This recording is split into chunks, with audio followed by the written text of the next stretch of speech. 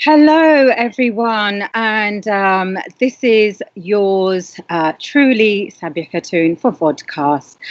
Today we are, I'd like to thank you all, first of all, actually, for joining us, and apologies for the slight delay. We had a little bit of a glitch, but we're all here now. We have our lovely hot drink, cold drink, whatever it is, and I have today with me a couple of interesting guests, and we will be looking into and talking about to sow or to sow. You're probably wondering, what is she talking about? But we will find out, and you will see what I mean by that. I'll give you a slight clue. It's to do with growth. It's to do with from drape to dresses. And we will be looking into barriers which are faced and are overcoming, support, sustainability, and growth. I would like to request everyone today that, sadly, my co-host could not be with me today, but which means you'll have to call me on 0208 12345 07 to keep me going extra. Okay, so basically, this number will be on our display throughout on the screen. Do look out for it, even if it means calling me and just saying a quick hello. I would love to hear from you all, lovely people. I do have one message from Josh before we start. He is our Think Success life coach. And I'd like to start off by saying you don't have to see the whole staircase. Just take the first step. And I find that very powerful. So without much ado, I'd like to welcome my first guest, Claire Macpherson. She's an entrepreneur, and she helps create business strategies, mindsetting for high vibe entrepreneurs. Hello, Claire. Hi, it's lovely to be here. Hi, thank you for joining us. Could you, before I go on to my next guest, could you tell us a little bit about yourself so our viewers can see what they are and who they are talking to and what it is that you're about? Yeah, absolutely. So my name's Claire Macpherson. I'm a business growth and mindset coach for women who want to grow a business around their passion and their purpose. So I really believe that we don't grow businesses just to make money. Yes, we want to earn great money so that we can do the things that we want with our lives. But actually, what's more important is actually growing a business around the things that light us up, that excite us, so that we can firstly do that from a place of self and actually love what we do and feel excited to wake up every morning. But secondly, actually make a beautiful difference in the world with our gifts, with the things that we're great at. Thank you very much. Okay, so that is amazing. That is amazing. We have a lot more to find out from Claire. But before we go into depth, I'd like to introduce a very, very amazing lady. Her name is Tuhla Choudhury.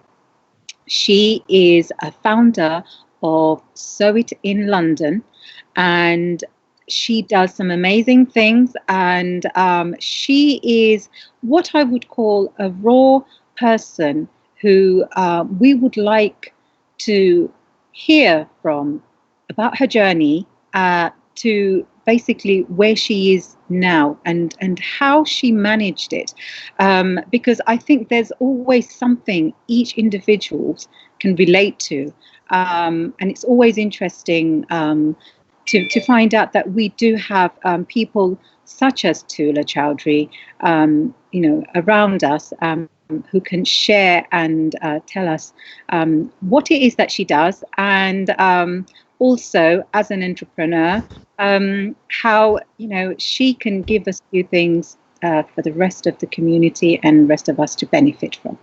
So I'd like to take you over to Tuhla Choudhury. Tuhla. Hello, Tuhla. Hi. Can you see me? Yes. So, yes, Tuhla, tell us, if you can just tell us a bit about what it is that you do before we go on. Okay, there you are, Tuhla. Yes. Okay. Yeah. Can you see me? Yes. Okay. I obviously run Sew It in London. It's a garment manufacturing fashion service. We're here based in Essex, Dagenham. It's obviously caters for, for all kinds of businesses, entrepreneurs, startup companies wanting to go into fashion. We make clothes, we make samples, we do bespoke. What can I say? We help the garment industry grow. Mm-hmm. Okay, so if you can tell us, basically, what made you want to, become this manufacturer, this designer? What is it that did it for you? Well, I think it was a long time coming. I guess. Well, I've been in the industry for like 25 years now. I started obviously as a youngster, watching my mother sew, and my dad obviously in the industry too. He used to work in the cotton mill. So it all started from a very, very early age, watching my parents in the industry. And I just felt like it just naturally just came about.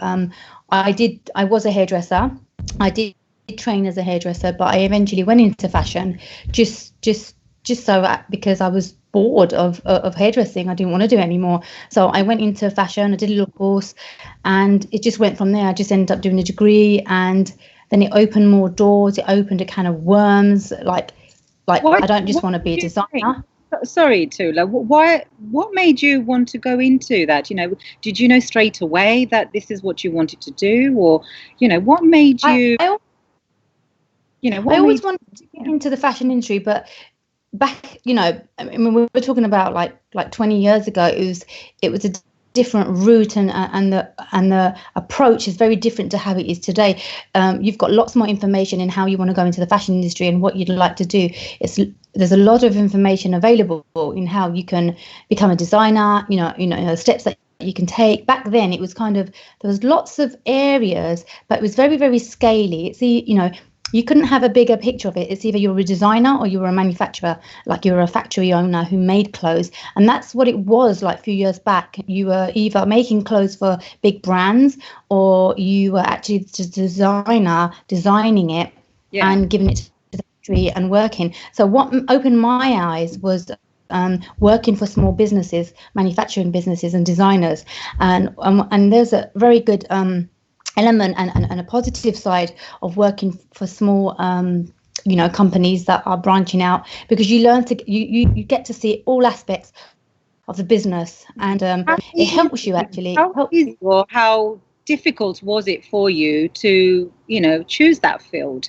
If you can say something about that, and then I'd like Claire to sort of like tell us a bit about how these barriers that you could have been facing. How can these barriers be overcome? So Tuhla, if you can just tell us how difficult was it, or how easy was it for you to go into that field? No, it wasn't. It wasn't easy at all, because when you finish university, when you come out of university, the whole universe is like there's so much options, but it's also at the same time reduced in what you can do.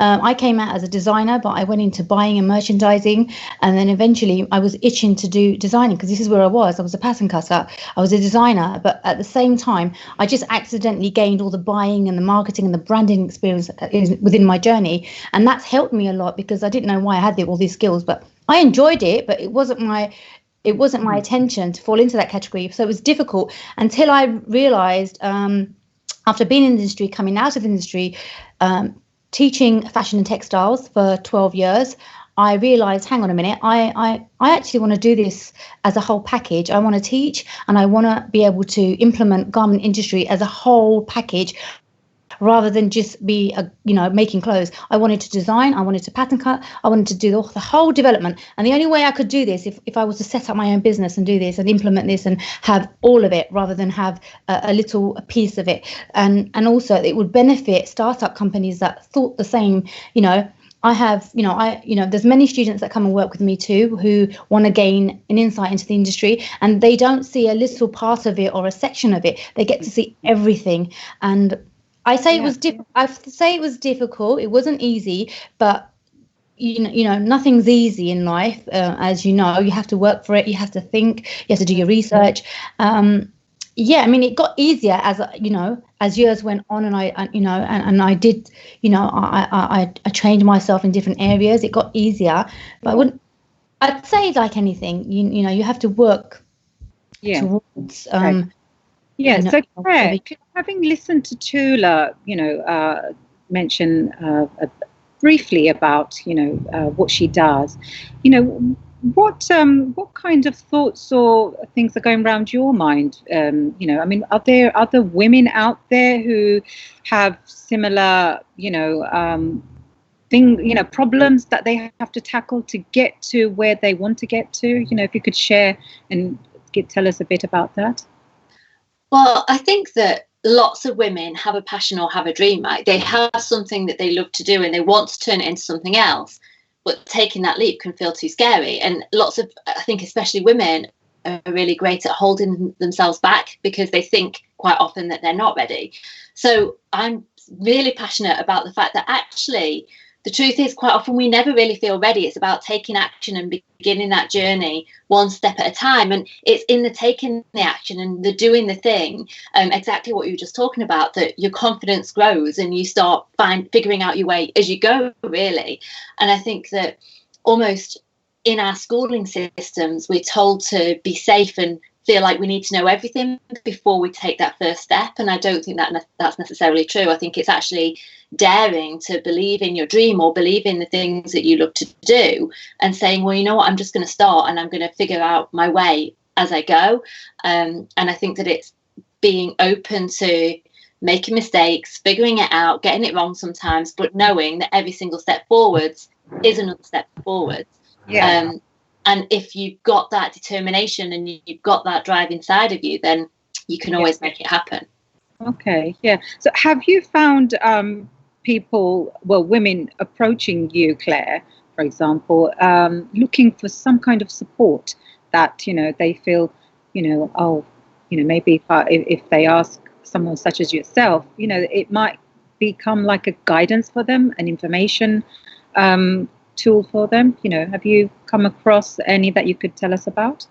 Well, yeah, absolutely. I think whenever you're doing something new, having people around you to guide you and get support from is essential. And I think quite often that might not come from families, because families might care about what you're doing but want you to stay safe. So no, stay in the job because you've got a great job doing that, or you've done a degree doing this, so stay on that route. And I think that sometimes the people who care about you can be kind of afraid of you taking that step to start your own business and kind of go out on your own. So I think it's really important to have a person or a team of people around you supporting you as you're moving forward. And I think it also can fast track your results, because if you've got that support and you've got a coach or a mentor or some kind of business support in place, then they're going to be able to help you avoid some of the obstacles that they might have come across, or, the holes that they might have fallen into that might take up lots of time, lots of money. But also just from a confidence perspective, I think that as humans, we all have days where we go, oh, this is feeling so hard. Maybe I should just forget it. Maybe I shouldn't be doing this. It's not working. And that's part of the journey. And I think that having someone who's got your back, who goes, no, come on, you can do this. And of course, you're going to have days where it feels hard, but you keep on going because you want it enough and you believe in it enough. Yes. Tuhla, what kind of support have you had? Do you, when you mentioned that your father was into manufacturing, your mother made dresses, I was thinking of, the years when my father was actually, in a clothing factory, whether it was making jackets or coats or whatever. And we used to think it was a male thing, to do that. But it's all changed over, hasn't it? Would you say, where would you say your support came? Yeah, I would say the support definitely came from, surrounding myself with strong women. My mother was a strong woman. She worked in the industry, but she actually in the late 80s, 90s, she actually went out into the factory and was working in Whitechapel and until obviously the garment industry closed down, and I think it's like mid 90s or late 90s. We just stopped. We didn't hear anything about it anymore because everything went to the Far East. So it was but before then it was predominantly male, because it was a lot of home workers. There was lots of garment industry workers at home that were, working from home. And it was the men, back in the 60s and 70s that were actually, doing like my dad used to work in the cotton mill, making cotton in these mills. There was, like, let's talk about Whitechapel, East London. I mean, I know that very clearly, that there was a lot of male dominant figures working in that industry, and obviously if you go more far in up north, or should we say Manchester, Lancashire, you did have factories, and it was predominantly a garment industry area, especially in Nottingham. I studied in Nottingham, so I would know about the lace market, etc. They had a lot of the industry was there, and they had lots of factories, and there was women. It was women there. But as you came more and further down to the East London, it was more predominantly males working in these factories. So obviously, as I grew up, I just felt like it was a male. Played a factor, obviously. Yeah, I mean, I felt it was a male dominant. I felt myself, personally talking about myself, I thought it was a male industry. It kind of was. It was more dominated by men, and women were the workers, whether they were working in the factories or they were working in the house. There was lots of in-house working going on back in those days, in 80s and 90s. And I really had this idea that, oh my God, how am I going to do this? So the support came from dad, it came from mum, and then obviously I was inspired by how they kind of progress in this industry, and they still love it today. But I think that I wanted to show them, look, they never had a degree. You didn't need a degree back then, to work in the industry. But today I've got myself a degree, and now I can think a bit more outside the box than just a bit more than just sewing, shall I say. I can, I kind of have knowledge of every aspect and every development kind of skills within the garment industry, where people that work in the industry would have a special kind of skill for each production, should we say. So going to university. What I wanted to ask you, if I could stop you there, Tuhla, is your whole business. It's to do with premium to luxury, right? Yeah. It's quite high quality. Why are you choosing to be bespoke, or why do you think that you will excel in that area? What if someone average looks at it and thinks, oh, I'd like to have something like that, but I can't afford it? What flexibility do you have towards that? Well, my company, the company So in London, is a sustainable company. It's obviously got the name sustainable on it because for a reason. The reason being is we source everything locally. We connect to local suppliers. We use local suppliers, and we kind of use local workers to work with us. So it's sustainable in that way. And the way we work is also sustainable in how we manage our everyday cycle in the factory, where we don't waste paper, the way we pattern cut. We're very mindful of wastage. We're very mindful of wasting when we're cutting fabric for clients. We always give their pieces back rather than just chuck it away. It gives them the opportunity to be resourceful with their cuttings, and we're very mindful. So we're not fast fashion for that reason, but we're sustainable, because we care about the environment.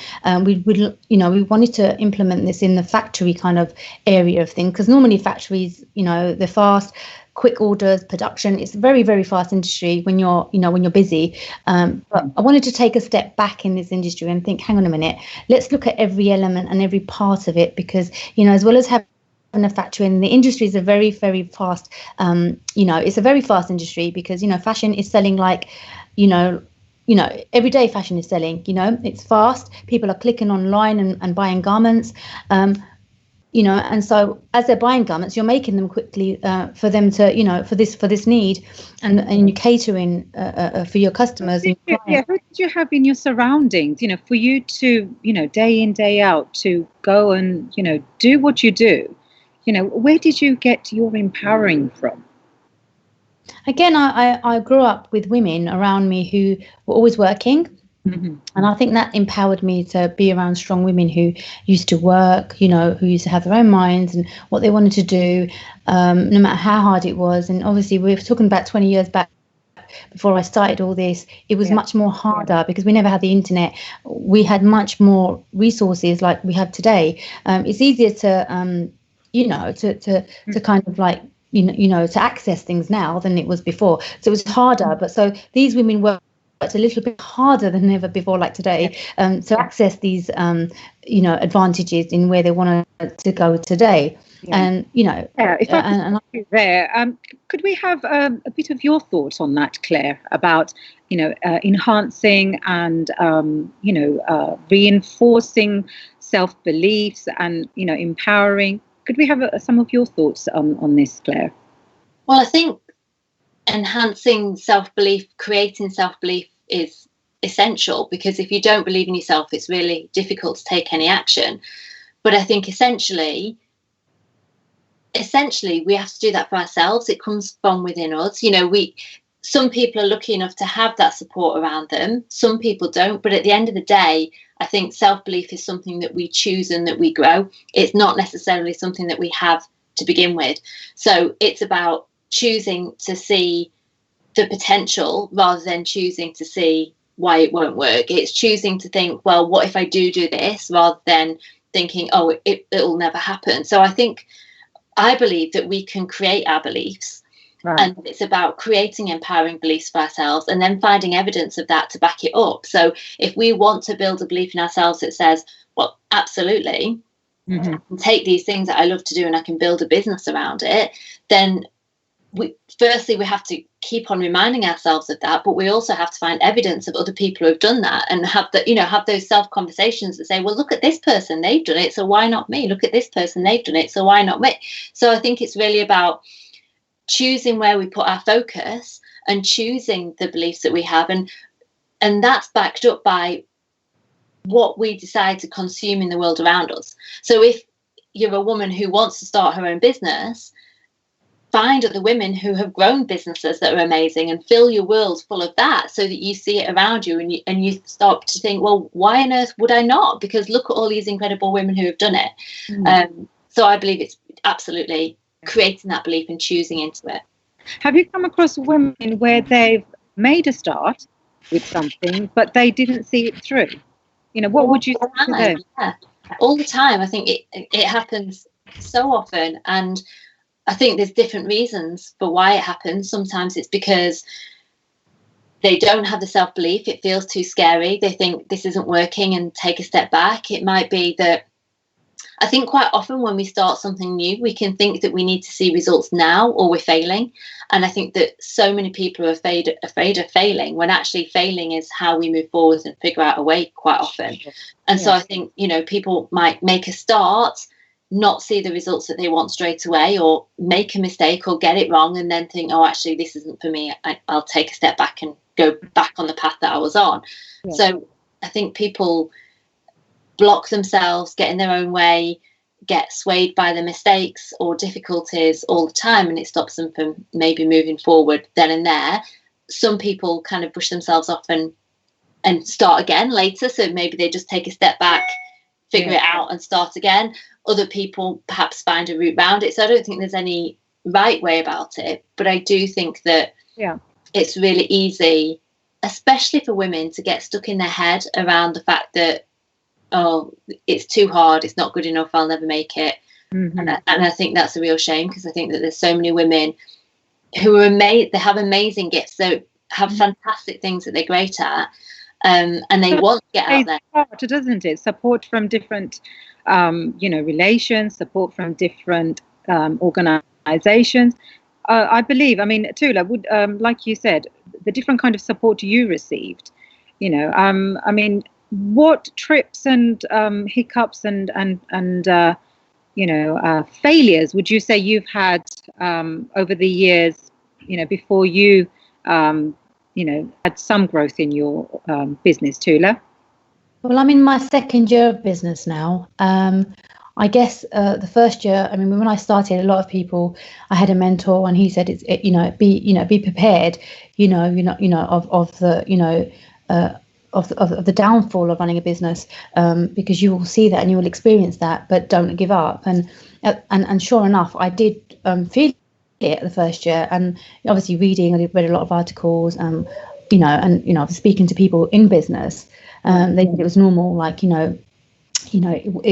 sometimes business does take like a good 1 to 2 or 3 years to kind of like for you to hit it off. But coming to my second year, I mean, I think it's been a good year this year because I've picked up a lot. It's all about, this garment industry is all about kind of, should we say, trust and obviously, doing the work and people getting to know you. It's like people have to know you, should we say. If you're new in the industry, you might have experience, but if you're new in the industry, it's going to be a tough one because, no one's ever used you before that they know of. I mean, before setting up, I was a freelancer, so I had a lot of clients as a freelancer. But when I opened this, at that time, didn't you? You sort of like built up your rapport and the people around you. So that takes time as well. I mean, individually as a freelancer, I had my clients, but obviously when you open a company up, it's a different ball game because you're kind of like everybody's looking at you and they're saying, oh, let's see what she's done and who she's worked for, do we want to use her, so it's that kind of game, and you have to be in the industry for quite a while for them to like kind of like you've been here for a little while now, so they will kind of properly. It's like you have to kind of be in this game for a little while for people to like trust like the job can get done. It's with any company, I would have thought that would be with any business. I would have thought, wouldn't it? I mean, you could be in a catering business, for example. If I haven't tried. I cannot recommend you to anybody else, for example. Yeah. I guess it is all to do with recommendation. Like now, we've just worked through recommendation, and obviously my old clients have come back now, and because we have a bigger space now to do bigger things for them, and obviously bigger production. So my old customers are here now with us, where we do larger scales than we did before. So obviously that word of mouth goes along, and obviously get recommended, the recommendation just carries on and on and on. And then as you go along, you get picked up by other people who ask you if you can do a prototype for them, if you can do a sample for them. And then it goes from there, and then you just pick it up. And it's all to do with quality. It's not just, you can have lots of customers, but if your quality is no good, and I represent Britain. So we are a Made in Britain brand. We are a Made in Britain company. I'm a member of Make It British and UKFT and obviously the Fashion Roundtable. So being a member of these, it helps kind of like our growth system within this industry, because we're connected to, other kind of areas in fashion. And these people are like connected to larger groups. So it helps. It just being on that platform and this platform also helps us kind of get customers and clients. And building trust. Like they will trust if they go on this platform and Make It British. If they go, let's make it here, that's another platform, and they see us on there, which we are on there, that itself is trust. Like, okay, it's a trusted company. So so through these avenues have I got my clients, and it's just grown from there. So we're still in early days, but it's growing. So you're a professional in sewing. Okay, as in SEW. So, any idea how to sew, Claire? Do you have any idea of? Do you sew? Not that kind of sewing, not at all. No. when I was when you sow the seed. Yeah, exactly. I'm great at sewing the seed. I'm terrible at sewing, to the extent that when I was at school, I used to use sellotape to take up hems and things like that. No. I have to say about it's a traditional. I say it's traditional, right? Well, I say it's a traditional way of doing things. There's no rules really, but okay, all right. I think Claire's forgiven then. I don't know, what do you mean by sellotaping the hem? I thought you'd have to at least get a needle and a thread and. No, absolutely no. Well, what was interesting, actually, if I'd have been a bit clever, I'd have come up with the idea, because a few years later they came up with the idea of the tape that you put in between a hem and you just iron it, and that's basically what I've been doing with sellotape. Stick it, backwards sticking it, upwards sticking it. It's a hem fusing, isn't it? Actual sewing, I don't have a clue. That's definitely not where my gifts lie. But I know, Tuhla, you've got a bit of green fingers as well. So it sounds like not only can you my garden, which couldn't get any signals. Otherwise, I would have sat behind it, and you could have seen all the green behind me. Yeah, I love in my spare time when I'm winding down, and when I use it as like therapeutic thing for me. Like at home, when I'm stressed out, I garden, and I find it such a good way to clear your mind. So I love gardening. I love pattern. I guess like sewing is two therapeutic thing for me. Like I can sit there and sew all day. I can be on the overlocker or the lock stitch machine. Vice versa, I could be planting something or pruning my trees, and that too, or mowing my garden. That gives me that kind of like. It gives me a bit of relaxation. Yeah. Sowing the seed, not your stitching clothes or anything. Yeah.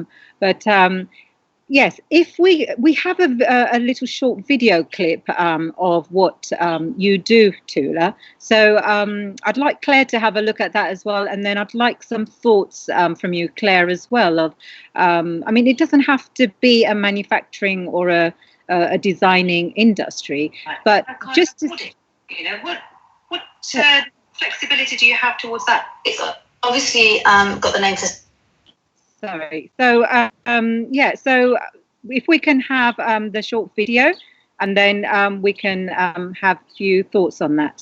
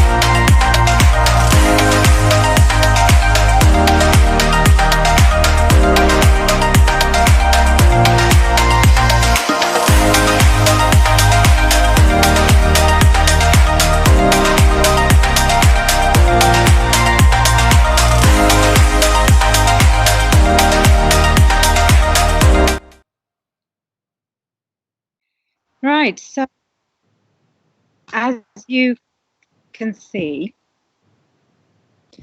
sorry.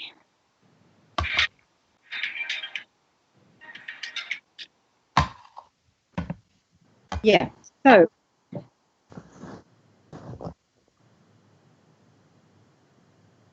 can everyone hear me? Yeah. Hello. Here. I think we have a little glitch. I think, okay, it's gone now.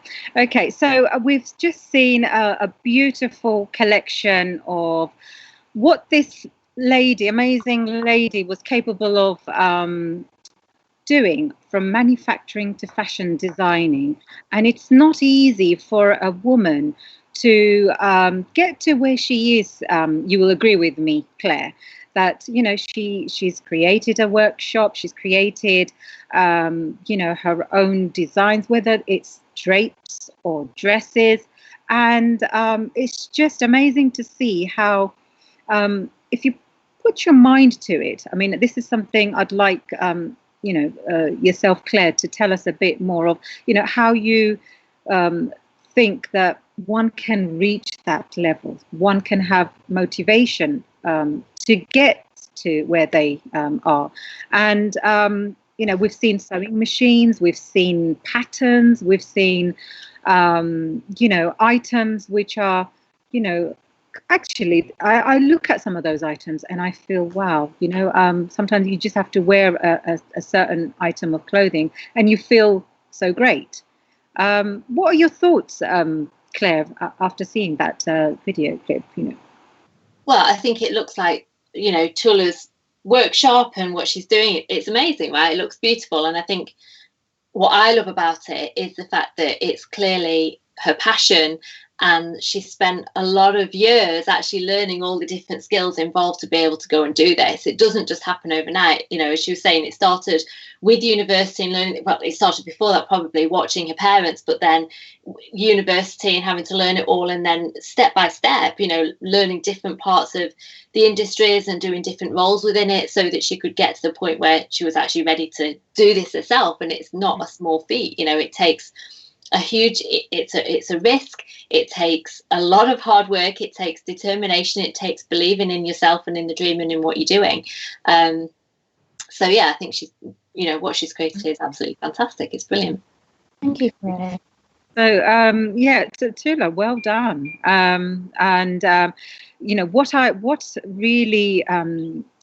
What I really like about it is the fact that how you are opening these workshops for other women. Not only you're not looking for people who've got degrees that to come into. You want to recognize people for their raw talents, and you.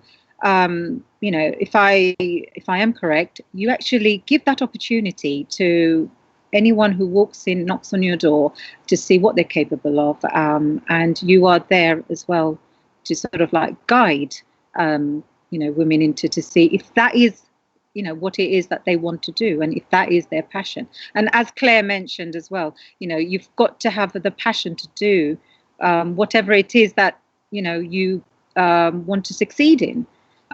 So yeah, Tuhla, if you can tell us what kind of people actually do come to learn about these things. Well, mostly from the creative backgrounds. Some people, okay, they haven't done a degree. They've probably done a short course in fashion, and they have a passion in fashion, and they come with lots of a will to wanting to learn, or they come with lots of enthusiasm, or they might be somebody who have worked in the clothes industry but not really have the skills, like pattern cutting skills. I worked with a lady who actually came with skills, but she only went to college. She never pursued it into university or anything. She just did a little short course in probably fashion. She come out and she's kind of worked for retail sectors here and there, and nothing more than that. And I think she too had a passion. I'd love to be in this industry, but I don't know how to do it. So she must have seen an ad of mine in the papers, or wherever I put it up, I put it in so many different areas. And she saw an ad and she said, "Oh, can I? I'd like to do this." And the interview, phone interview. We had a phone interview and phone chat, and I invited her in, and I kind of normally in a normal kind of a normal interview, I would kind of test them in machineries and patterns, but in this case it was different because it was a different approach. She came wanting to learn and open to learn, and so I invited her to come over and work with me for a little while, and so she did, and She works with me as a freelancer now, and I've taught her everything from pattern cutting to cutting.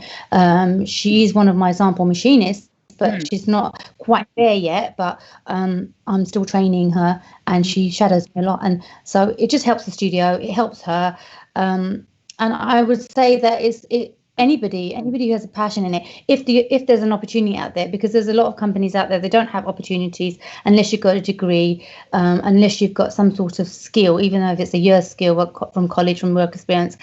Can you get your foot in the door? It's hard to get your foot in the door in this industry unless you are have a fashion background. Like I said, if you're a student doing fashion, then it's easy for you to get an intern in this industry. But other than that, it is quite difficult. But I'd like to break that barriers and say, no, you don't need a degree. I find people with non-degrees more energetic and more willing to learn, and the sacrifices there in learning the skills, and I love that, because I think they just work freely. I don't know, I can't explain the energy from someone who's got a degree. What do you say about that then, Claire? I mean, do you agree with that? That for any industry, do you think people should look for qualifications, without, and without, to say that, you've got to have a qualification minimum, you've got to have this much education before you can come and even trial out something like that?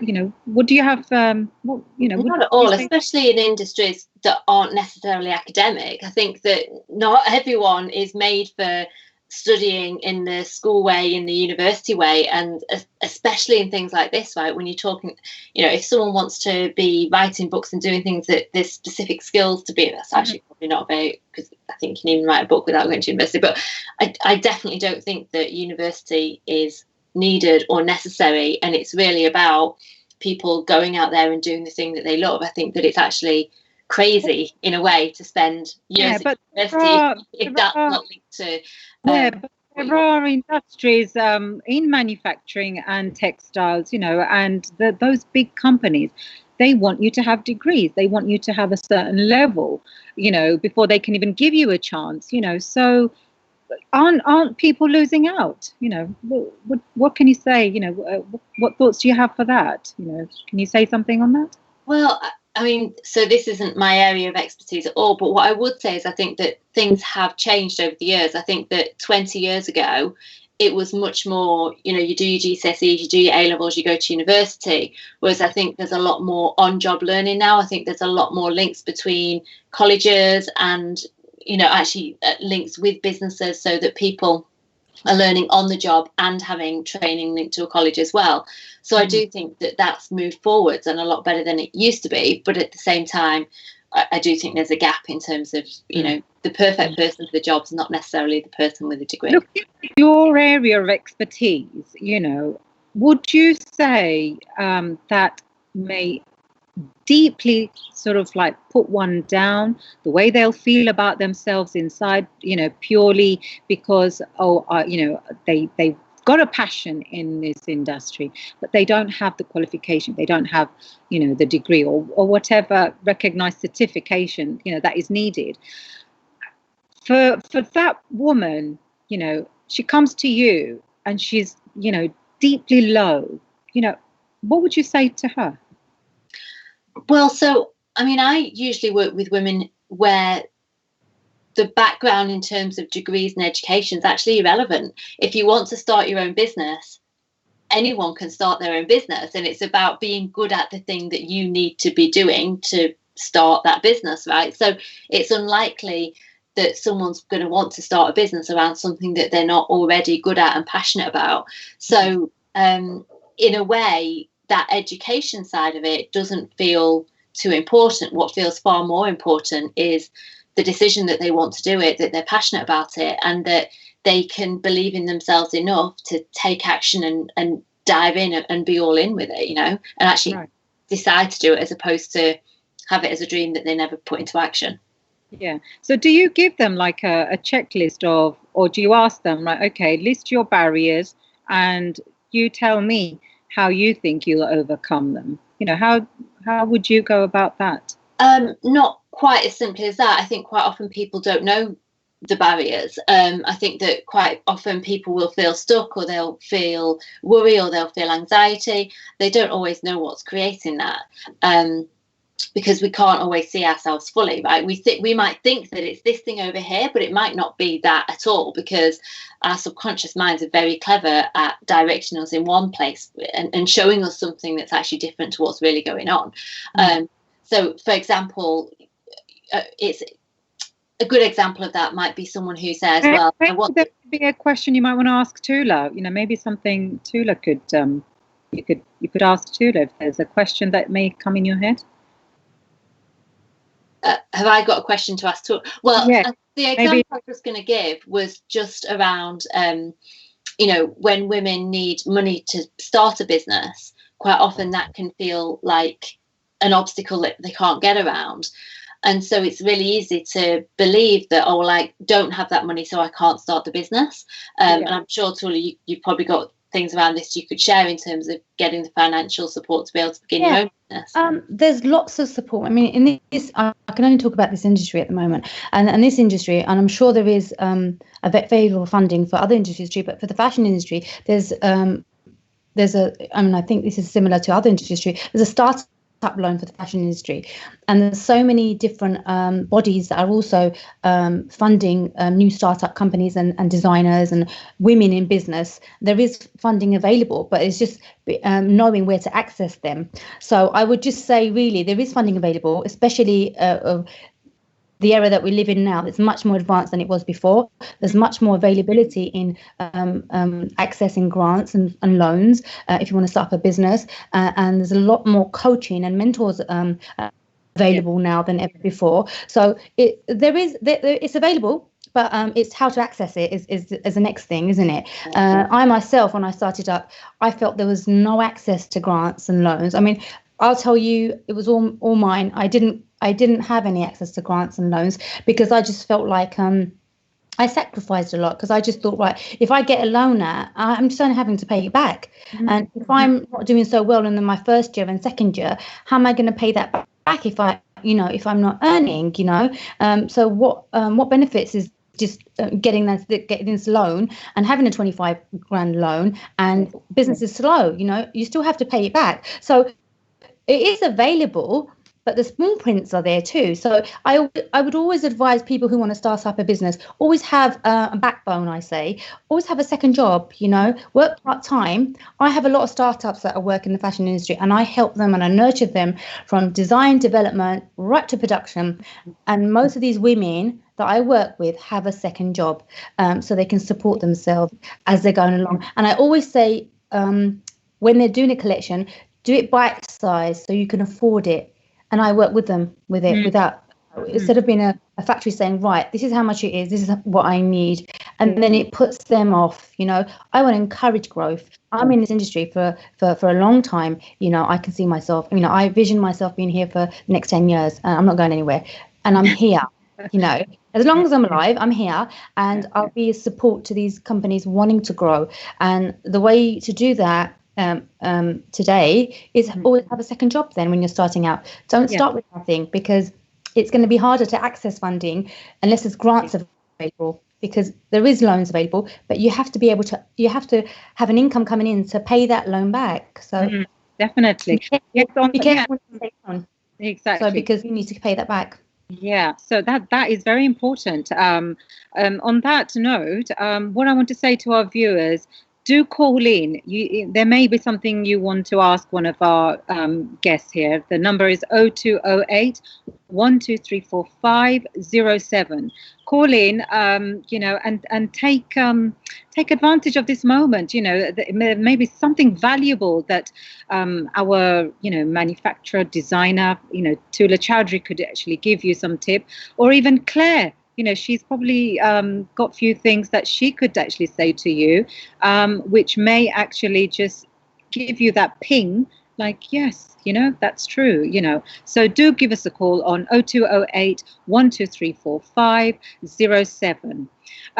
Yes, so basically, Tuhla, I mean, sustainability is, what is stuck on my head that you were mentioning. And I think that is important for any kind of business as well. Would you not agree, Claire? Yeah, absolutely. I think sustainability is extremely important, and I think it's something that's not taken into account enough in a lot of businesses. Yeah. So, Tuhla, you mentioned how your products, whether it's the service or whether it's the actual, items that you produce, can you tell us a little bit more about, how it all? I think we have a caller. Hello. Hello, caller. Hello. Hello. Yes, who am I speaking to? You're through to Vodcast. SABIA speaking here. Oh, hello. SABIA, it's Jenny Fisher here. I'm sorry to come in on your program, but I was watching it and it was all very interesting. And there's two things I was wondering about in terms of both of your speakers. They spoke about the challenges women face, and I'm wondering whether women of colour face more challenges than white women. Because when you go to the bank, is it still that traditional white-dominated society, or are bank managers prepared now to look at the AME women and see the potential entrepreneur? And I also wondered about pay rates, because we hear such a lot about, there's still inequality over pay, and particularly in the private sector, they don't do audits to see whether women are paid as much as men. And so I was just wondering whether you feel that you are being able to take as much money out of your businesses as men who run their own businesses. Do you employ many women workers? What do you do about the rates of pay in your line of work? So, sorry, I couldn't resist. When you said ring, I thought I am going to ring and ask that question and see if they can answer it. Thank you. They're very valid points. I'm going to ask Tuhla first to mention something about that, since she's actually in this line of work. And then I'd like to hear what Claire may have to say about it. So, if I could put those questions forward to you, Tuhla. They're very, very valid questions. Yes. Firstly, I haven't had a need to go to the bank for a loan or any borrowings to start my business. So I haven't actually experienced anything like any sort of prejudice against me being of colour and being rejected or anything like that. I haven't experienced anything like that. When I opened my business account, I guess it was just was so easy to open. I say it was accessible. There's lots of, like I said, there's lots of information out there. There's lots of services out there now for startup companies and people who come to you as freelancing, because that is what some people do. How do they? I mean, what kind of barriers do they have and what kind of problems do they face with having to? I mean, you haven't faced that problem, but if they were to go to the banks or whatever, have they mentioned anything like that? I mean, I can talk about a client. I mean, like I said, I haven't had a need to go to the bank and borrow anything, so I couldn't answer that because I haven't experienced that. But I can talk about clients that have come to me and find it very difficult in this industry, because I have a lady who does wedding gowns, and she's like, it's really tough here, being a woman of colour. Trying to get the sales and stuff, it's really, really tough trying to convince people to buy my products. And I mean, I've heard one or two stories, but I'm not, I personally have received any discrimination of any sort. That what you're... I just think they just feel it's tough out there, and it's still tough out there. And I just think it's something that we just have to keep trying and keep persevering, and kind of if there's any barriers, break those barriers. But I think we live in a much more better better world, shall I say, in society today. There's lots of things available. People are treated as equally as they can be today. And in most cases, this is why we've got lots of services around, and we've got, equal opportunities and stuff like that. It is implementing. Do you agree with that, Claire? Do you, Yeah, I do agree with that. Yeah, I think everyone has their own individual difficulties when it comes to growing a business or getting a job or anything, right? But I think that whether you're male, female, black, white, whatever, like they're just different.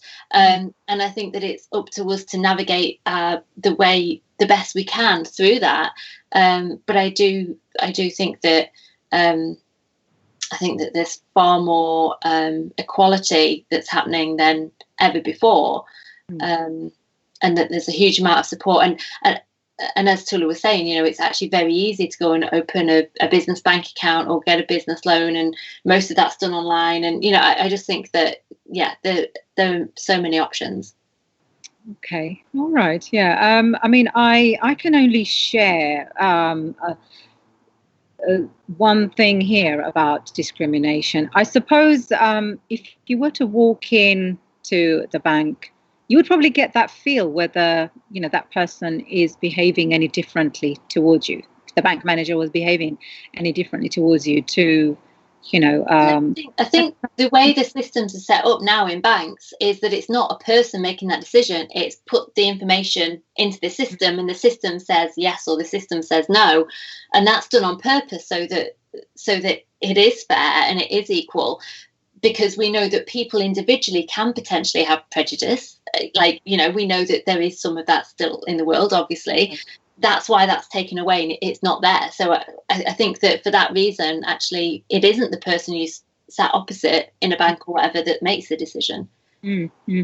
So, so Tuhla, with your, Sew It in London business, how do you see that progressing? Is it, you've mentioned it comes under the umbrella of freelancing. How do you see your vision? How do you see it progressing? Will it remain like a female dominion, or can you see it being balanced out by men in that industry as well? I mean, there's plenty of men-dominated kind of industries, as we speak. I mean, everywhere there is men-dominated. It's dominated by men in all industry areas. But I guess in the garment industry, I haven't seen so many women running a garment industry, a factory, should we say. I haven't seen that, and I'm seeing that slowly. Little fashion services opening up, little fashion boutiques, growing from nowhere. Fashion services here and there, and they're all run by women, or some run by men too. But I mean, for Sew It in London, I think it will always remain kind of an open access for women, definitely 100%, because we want to grow the industry again. And where I'm based, it's in Dagenham. So Dagenham used to be, the Ford women workers. So I'd like to grow that. I mean, I take inspiration from that. And I would love to grow the industry, fashion industry, make it in Dagenham, make it in London, make it in Essex, wherever, make it in Britain. And I would like to kind of take that inspiration and make it again here with, predominantly having women workers, because, I want to create jobs. I want to break that barrier where women are not kind of like scared to leave home because they've got children and to work part-time. I want to make it flexible. People that I work with right now, they're freelancers for that reason, because it gives them flexibility in working with other designers and other industries, well, the same industry, but say like they was working in a pattern cutting workshop, and then they come to me, they're working in a factory. It gives them that flexibility to have a taste of different areas. And it's beneficial for me to know that I have workers with lots of skills, and it helps me because you're bringing back. To me, I mean, you would need to be one strong woman to pursue and continue and sustain it and to make it grow. Now, say that woman's living in fear, right? This one's to Claire, really. She's in fear. She can't take that step, but she wants to do what you're doing, Tuhla. How do we help that woman overcome that, Claire? What can you guide that woman into? Well, I think firstly, that woman has to choose it for herself and want to, right? And there's so much available in terms of support, even just reading books. There are hundreds of thousands of books around confidence and leaving fear behind and feeling the fear and doing it anyway. And, you know, there's just so many books, courses, workshops, trainings, coaches, everything available to help that person. So, and it's always scary doing something for the first time. You say it takes someone really strong, but anyone can. That almost makes it sound a little bit like, oh, well, only those people can do it because only they're strong enough. And I don't think that's true. I think that it's about just deciding that I might feel. I think quite often people still have fear and anxiety and doubt, but they go, but I'm choosing to do this because I'm not going to let that fear hold me back. And so I think it's not about getting rid of the fear or thinking, oh, I might not be strong enough to do it. It's about going, okay, I want to do this. I'm scared of doing it. How am I going to move forward? What am I going to do about it? Because I think that there are lots of extremely successful women and men, and they've done it despite the fact that they've got fear or doubts, because they've decided that they're not going to let those things hold them back. Right. Yeah. Oh, gosh, you know, to be strong, I mean, it depends on what our definition of the word strong. What does the word strong mean to you, Tuhla? I just think what Claire's saying, I agree with her. I mean, strong means, you know, you have fear in you too. I mean, strong to me means somebody who has also, you know, when I hear the word strong, I mean, I can talk about myself. If somebody sees me as strong, I would also say I've got a lot of fear in me, but I've also got determination. You know, I have a lot of determination in me, despite the fear. I have a lot of fear in me too. Like, oh my God, what if it doesn't work? What it does? But I go with my gut instincts and I pursue it. You know, and I feel like I'm here now. I have to keep going, despite of this fear. Fear is always going to be there, strong or not strong. So, and I think when I hear the word strong, I just feel that strong is just a word of how people see you. What's inside is something different. And yes, yeah, I can probably come across as strong, but I know inside, you know, every moment, every decision I make comes with a bit of fear, because I'm making these decisions on my own, and I'm trying to make these executive decisions that that could affect my business, should we say? And so, you know, that is quite. I mean, that is strong in itself, isn't it? You'll agree, Claire. To have growth, right? To have growth, whether it's sowing or sowing that seed, you know, it's almost like it's the same thing. You know, you watch it grow. How do you nurture it? So at the end of the day, it's how you're taking care of it. How do you motivate and inspire people, Claire, to have growth? And then if Tuhla can, you know, add on to anything. I think the word motivate is really interesting, because I'm not sure you can motivate someone else. So it's something that you do for yourself. So you can give, it's, you know, it's the whole, you can lead a horse to water, but you can't make it drink. You can give support, you can give guidance, you can share ideas, you can walk your talk. You know, you can be the example to show other people what's available and what's possible. You can share your stories, and you can show behind the scenes of what you're doing, so people can see, well, actually, you know, when they see that polished person, or that person who they go, oh, well, but she's strong, actually they get to have glimpses of what's going on behind the scenes and the truth, as opposed to thinking, oh, well, she's strong so she can do it, but I'm not. And so I think it's just about, actually, it's about showing up, it's about speaking your truth, it's about walking your talk, it's about learning and sharing, and I think that motivation happens within someone else when they see someone else going after their dreams and doing it, as opposed to just talking about it.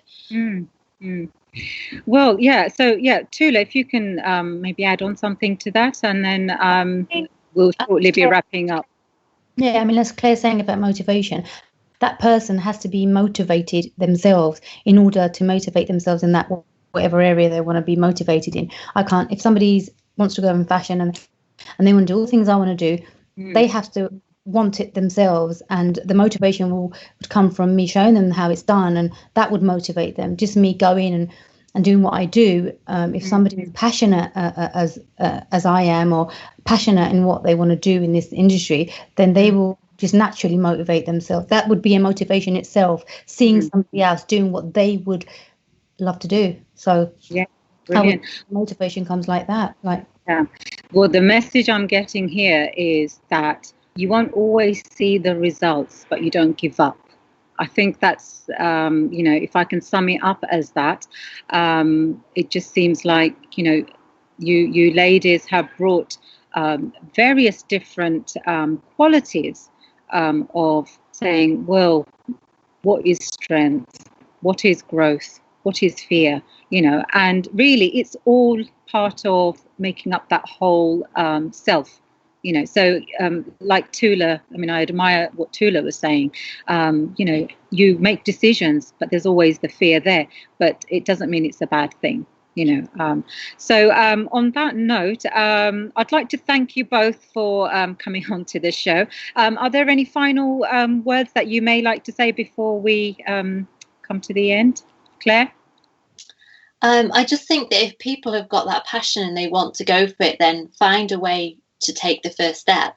And instead of trying to see the big picture, just think about it. How do I just get one more step forwards, one more step forwards, one more step forwards? Excellent. And yourself, Tuhla? Well, if people want to do, do what they're passionate about, like Claire's saying, or they want to go into an industry that they feel passionate about, like the fashion industry, then pursue it. There's no rules, especially in this industry. It might look like there's new rules. I work with a lot of Instagrammers who are now fashion designers of today. They have no backgrounds in fashion whatsoever. I have clients literally from Instagram, and they sell clothes online, and now they want to become a fashion designer. And I love their, passion in to become something where they have no skills whatsoever. They just know how to wear clothes and how to get likes and how to be a winner in it. And I hats off to them. And I feel that they're doing what I would say, if you want to do something, go and do it, and find a way. And there is ways, you just have to look in the right place. And if you're going to look and sew it in London, definitely there's ways that we can help you in pursuing your dream. I want to say. Yes, thank you very much. Thank you very much to our guests.